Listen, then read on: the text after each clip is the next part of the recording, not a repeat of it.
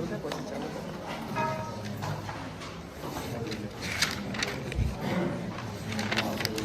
Hello and good morning to all of you.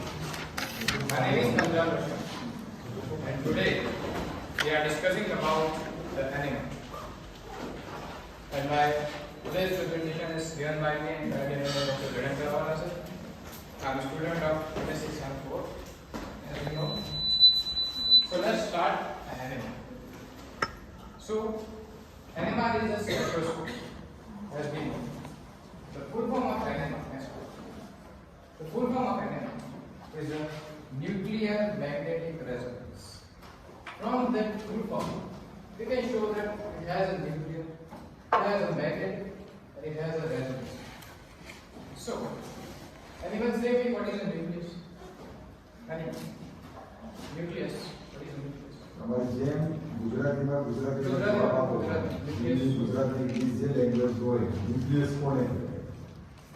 Central part of an atom. So, that's the atom. It has a neutron, proton, and electron. And that's nucleus. Okay? So, scientists think that electrons turn around the nucleus, but after discovering of polling, they discover nucleus also spins. And from the spinning of the nucleus, it generates a precision and generate a precision fields. They are not going into a physics, but from the chemistry perspective, you know that what is a nucleus. Okay. Now, what is a magnet? It's a simple. It has a north pole and south. Magnetic waves go north to the south. Okay, that's class 10 and the resonance. So resonance is new to you, but it's just simple. When the nucleus, okay, when the nucleus, you give us, if this nucleus wants 60 megahertz energy to go to the ground state, the up state, and you give enough 60 megahertz energy, just go to a transition and resonance happens. Okay, it means that absorb that 60 megahertz energy, and it absorbs only 60. If you give a 59, you can't absorb. If you give a 61, you can't absorb. It's only absorb 60. Okay, so you know that now what is a nuclear, what is a magnetic, and what is a resonance.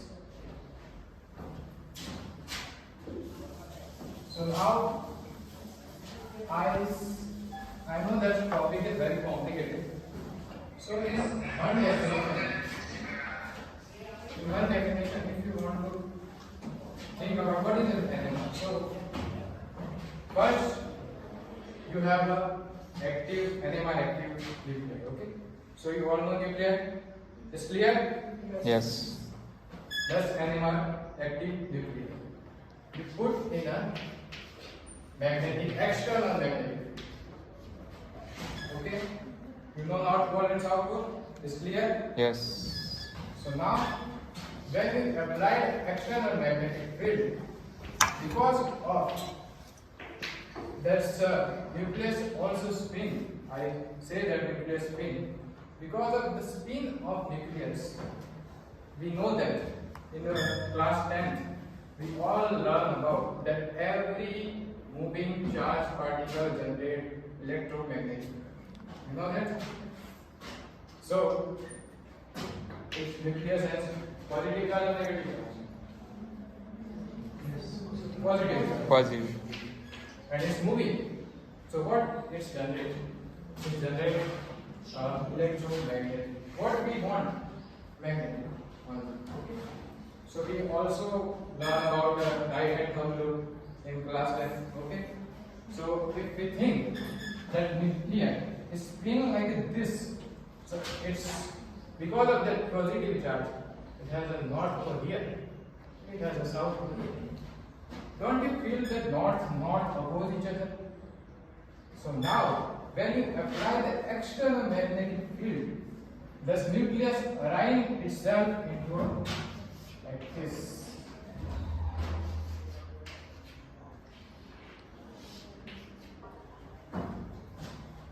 That's the north, that's the south, and this spin.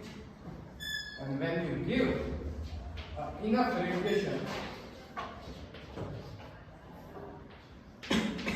I put a random number, is anything.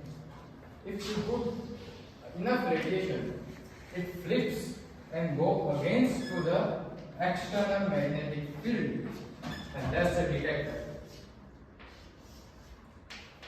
It's detect when it flips, and we all want what we want from the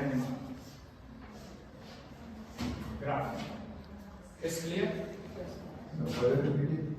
Further repeat it. When we apply external 60 megawatt Energy.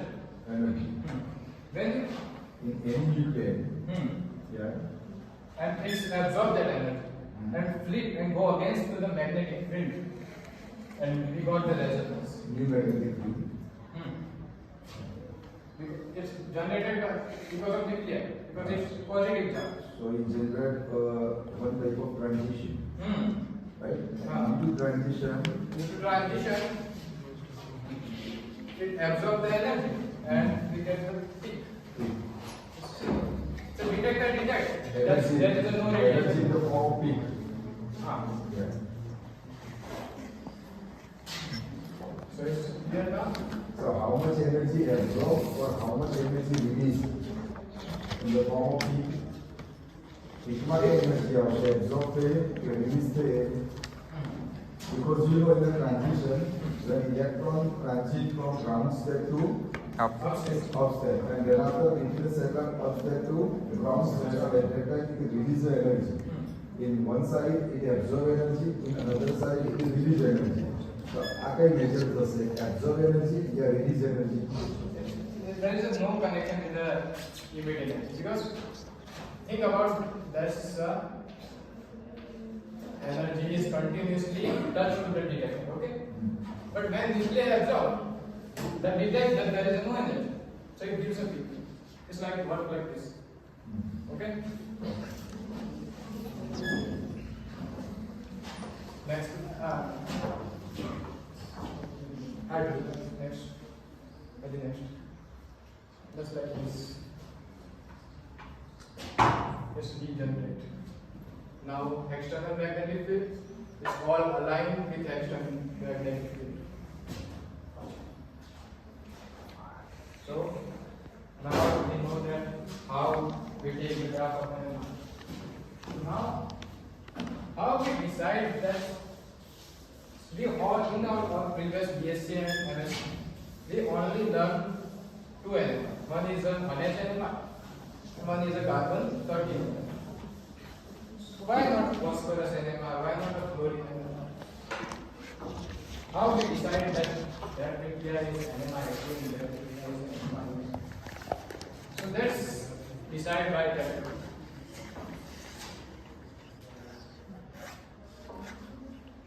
If you have some nucleus and the number of proton and number of neutron are even, so the spin quantum number, we know that every electron has a spin quantum number, proton has a spin quantum number because of its spinning, its track is spinning. And show that if I take a simple carbon, how many protons? Proton कितना है? 6. How many neutrons? 6. No spin quantum number because of motion. If I take carbon 13, how many protons?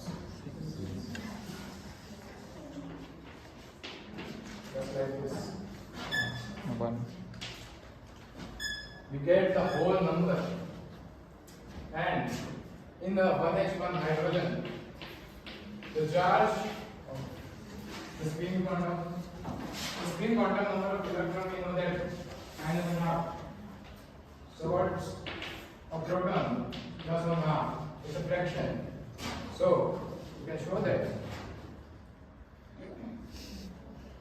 when the even carbon, normal carbon, when even number of protons, even number of neutrons, you don't catch any spin quantum number. And because of spin quantum number, you can't show the resonance. How this connected with the resonance? This connected with the resonance like this. If you think that spin quantum number is zero, now the physics comes. Spin multiplicity.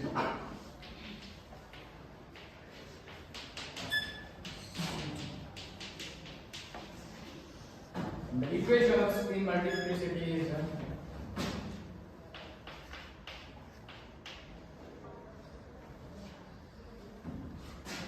just like that. So when you put a 1 of carbon 30, we use 3. When we put 1H1 hydrogen,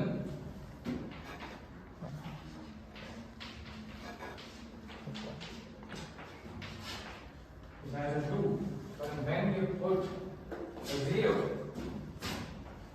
Oh, no, 0. it has only one spin multiplicity. So what is the spin multiplicity? In easy word, it's the orientation of the nuclei. Orientation એટલે કઈ બાજુ તે ભ્રમણ કરશે. Orientation is like that's a north pole, that's a south pole, Li got you, nuclei, if spin, we got the resonance, okay?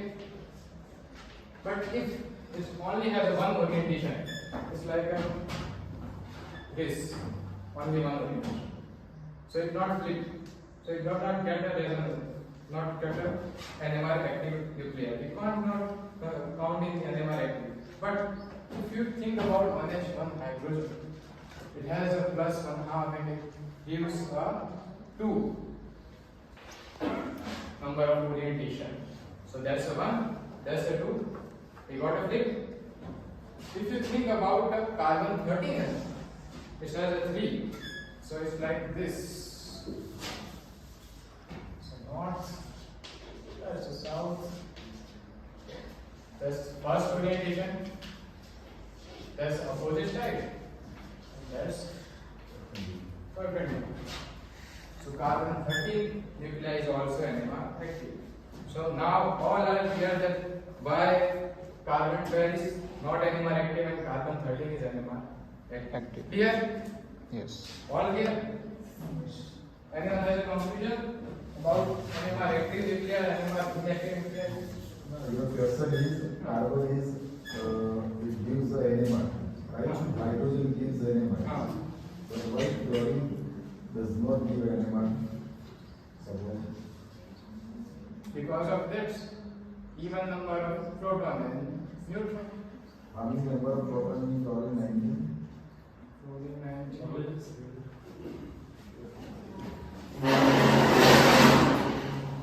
I don't know this and now because there's so many maps.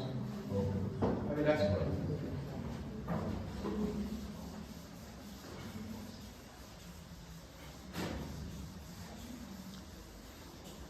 So today we are only discussing about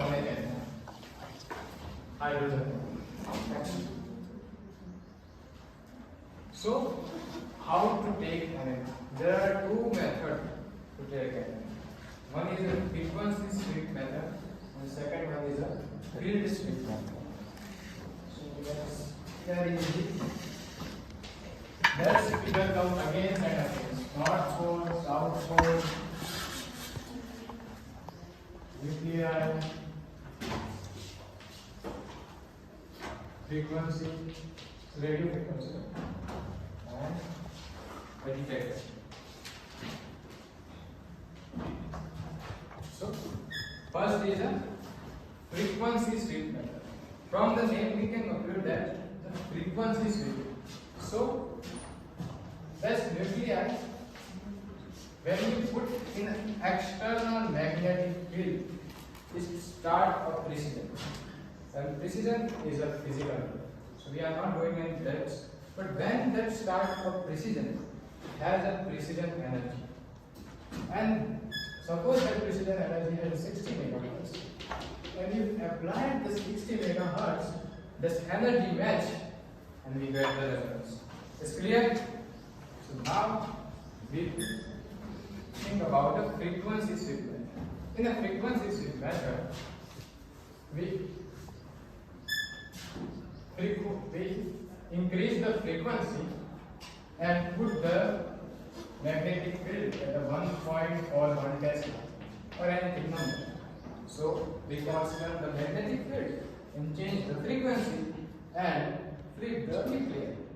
But in other field shift method, we changing the magnetic field and constant the frequency in like 60 degrees. You do the NMR by two frequency shift method and field shift method. Okay? But in generally we use a field shift method. Okay? Next. So that's clear how hydrogen atom works generated by external magnetic field. Next. How to take a graph of it. So if you want to take a graph of an atom, first of all, you want to take a sample and dissolve in an organic solvent like a CCl4, because CCl4 does not have hydrogen, so it does not interact with our magnetic field.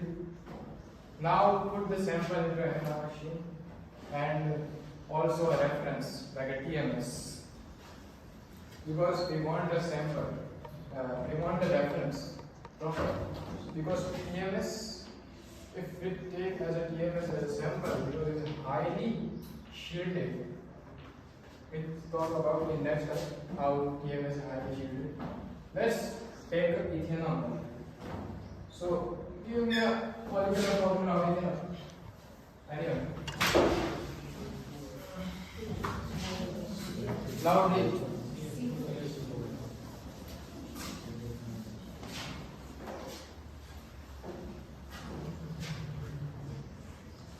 North Pole, South Pole,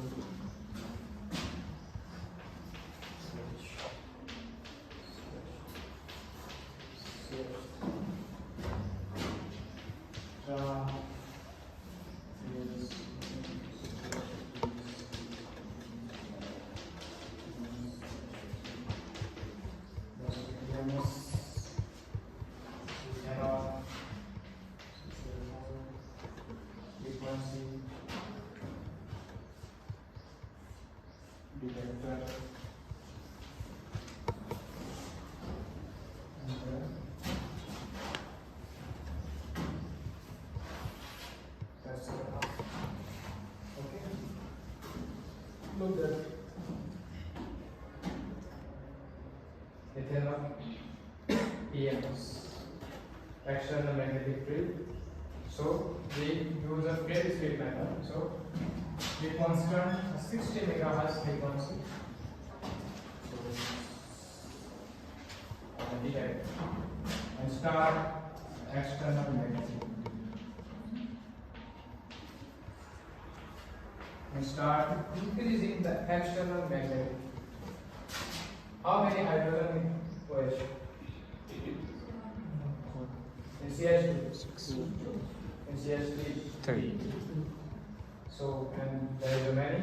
So, all has a hydrogen. And why we take a hydrogen? The hydrogen and nuclei is NMR. Take it. So, and shielding is also connected with the electronegativity. Hydrogen is more connected with the electronegative atom. The electron of hydrogen is attracted toward the electronegative atom, and hydrogen is a D-shielded. D-shielded is like it's out another electron, then protect the external magnetic field. तो जो electronegative atom आवे ए chlorine electronegative atom electron खींच के એના મતલબ એ external field ના direct connection માં છે. એના મતલબ એના પર એક્સટર્નલ મેગ્નેટિક ફિલ્ડ વધારે પડશે. It means that OH hydrogen has a start precedent first, and its precedent energy of OH hydrogen is go first at 60 megahertz, so that we got a peak of OH hydrogen first. After this, CH2 and CH3, and then the last EMS. Why EMS is the last? Anyone? Simple, because there are many electrons to protect the hydrogen. Okay? So all are now clear about shielding and defeating. Clear? So I go to the next level. Yes. Clear? Loud. Yes. Yes. Next. That's how if you want to, if you don't like my drawing, so you can also do this. Yes. That's we count in the delta ppm. That's not go south pole. That's second on TMS. Next. So there is a different delta ppm value. You can show that this primary has a 0.9.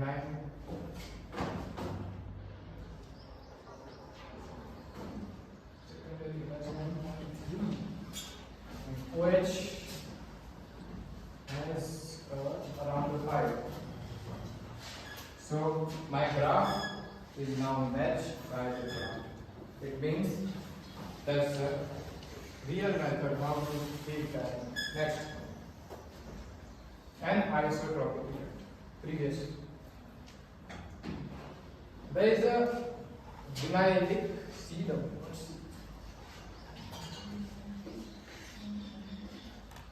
That's hydrogen connected.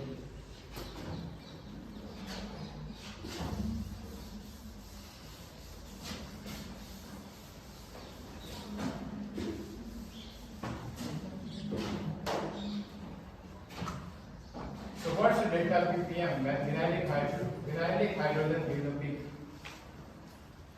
Say, you can see in the chart. 4.66. And we know that benzene also has a sp2 hydrogen. It also have a one hydrogen. But aromatic compound give a delta ppm peak around 6. So why? That's a huge difference. There's a huge difference because of this topic of NMR.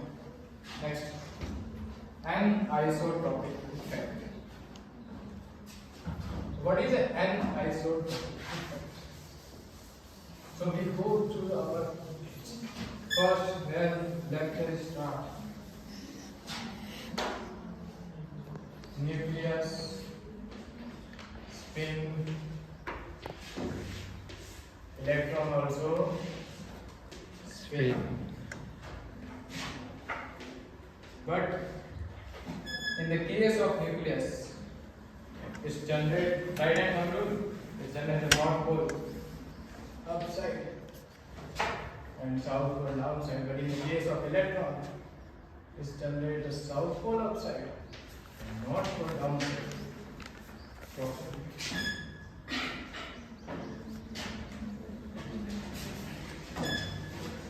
North pole, south pole, electron.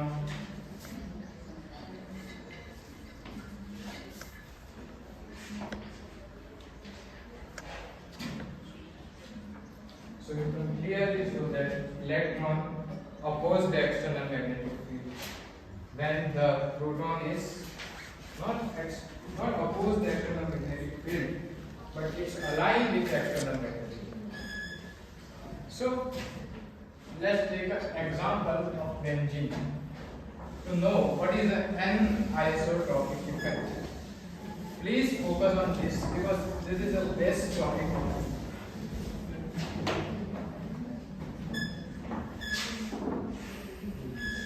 That's the benzene.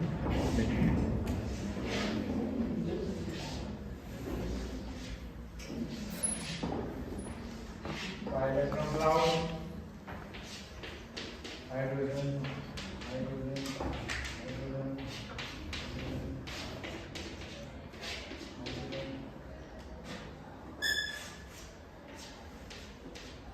Not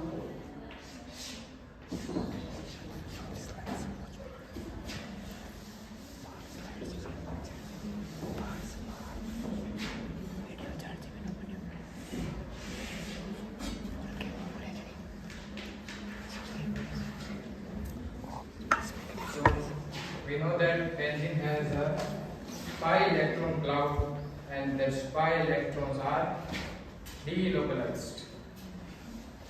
All are know that pi electron are delocalized. So because of the moving of that pi electron, I say moving, it means moving charge, and we know that the moving charge generates a magnetic field. That's why it generates a magnetic field, and they use when the right hand thumb rule. This generates the north pole, the downside of benzene, and upside which generates the south pole. So you all are asked like that's opposite, but no. The hydrogen we want to take up. Of course, we want to take NMR of this active nuclei. So we know that the magnetic field and the magnetic field of line are goes to the north to the south. North and south. So I can say there is a north or south.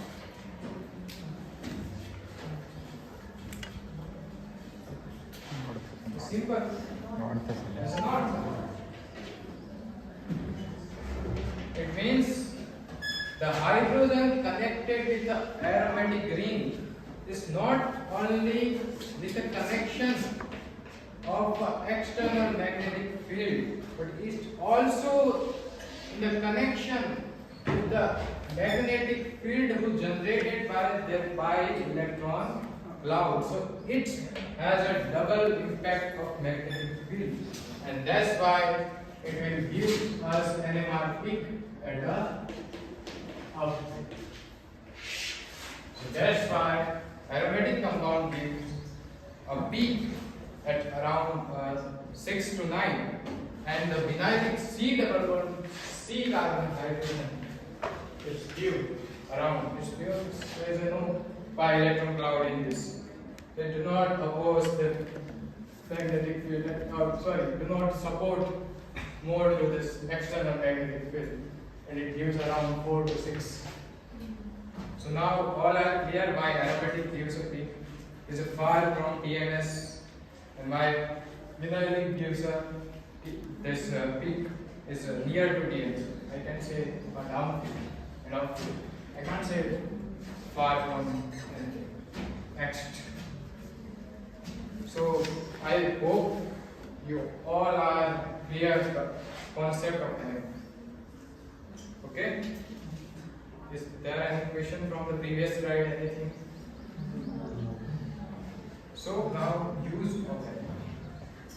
I know the lecture is a very boring, but in the real life, the NMR is very useful because I know it has a very physical thing in there. If it has a reaction like CH2 connected and NO2 removed, you all are okay. But it has a magnetic field, current, and anisotropic effect, right hand thumb rule. So I know it's very difficult, but it's easy when we learn like a simple method. Okay. Now what is the use? We do the whole lecture, I don't know how many minutes. but this is a whole lecture. So in real life, it use of NMR. Okay. So in real life, we use in a medical field magnetic resonating imaging, magnetic resonance imaging, MRI. We all are familiar with MRI. Okay. So MRI machine is a very advanced machine in medical field that use to take the picture of our tissues and brain tissues and bones and many things. It gives a real life picture. Okay? How it gives a picture? Anything anyone idea? Simple. You know that hydrogen is a NMR active. And we all have a hydrogen in our body as a form of H2. So that's hydrogen act as a tiny magnet, and it gives a, it not gives a peak in this machine. It gives a 3D image. It gives a 2D image of a brain and cells.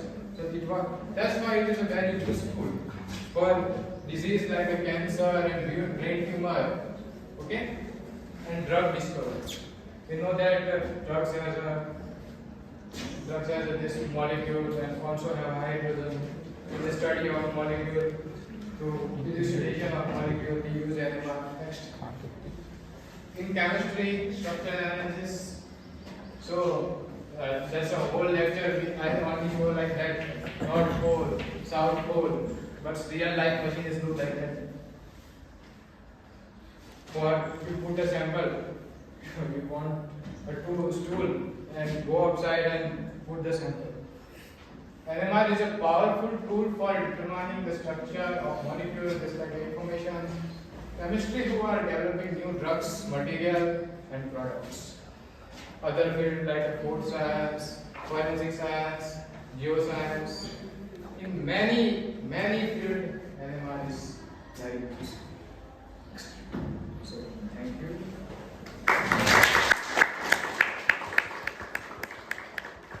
Any questions if you have?